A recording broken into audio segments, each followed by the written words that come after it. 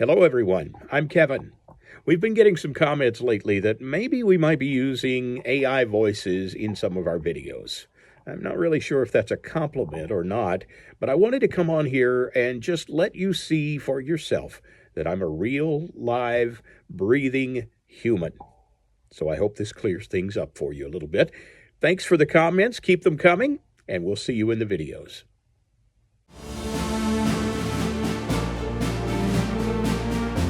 By the 21st century, even the best tanks made in the early years of the Cold War have become obsolete.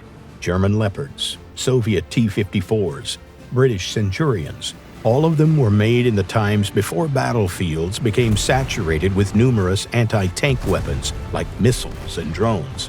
These tanks managed to stay relevant thanks to modernization programs, but even those efforts could only support them for so long. However, there are some exceptional vehicles. The American M60 turned out to be a great platform for a budget tank in the early 21st century, or at least in the last decades of the 20th century. Engineers of various nations succeeded in revitalizing the tried-and-true combat vehicle.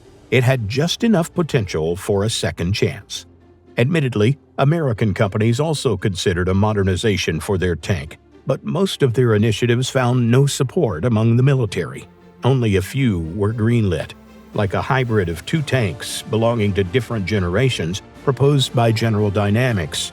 They fused a chassis from the M60 and a turret of the Abrams tank with all its advantages. Engineers also proposed installing a 1,200 horsepower engine, along with other improvements, but the prototype unit was limited to the new turret alone. Israeli companies also joined the effort of modernizing the American vehicle. While the U.S. was getting ready to transition to the Abrams, the Middle East was trying to squeeze the last drop of performance from the M60.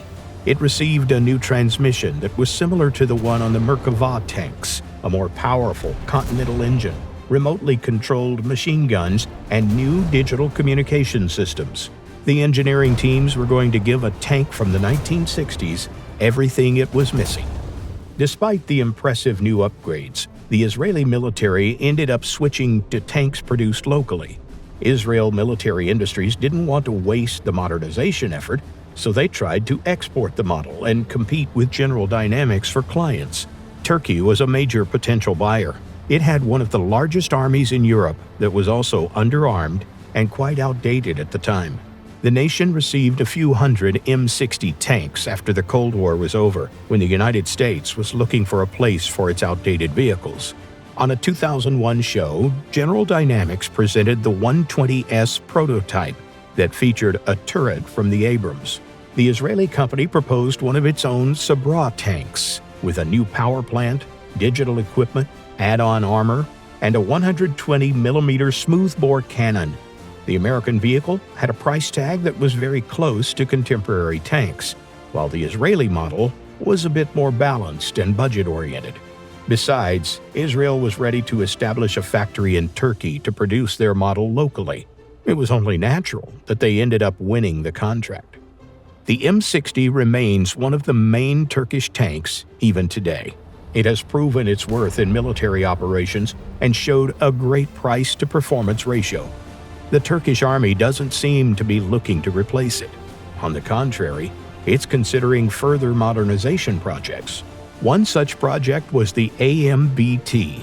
This tank received a new turret drive, a 1,200 horsepower engine, a 25mm autocannon, and extra side screens. And while the AMBT never reached the mass production stage, the M60 isn't giving up just yet. Who knows how long this old fellow will hold up.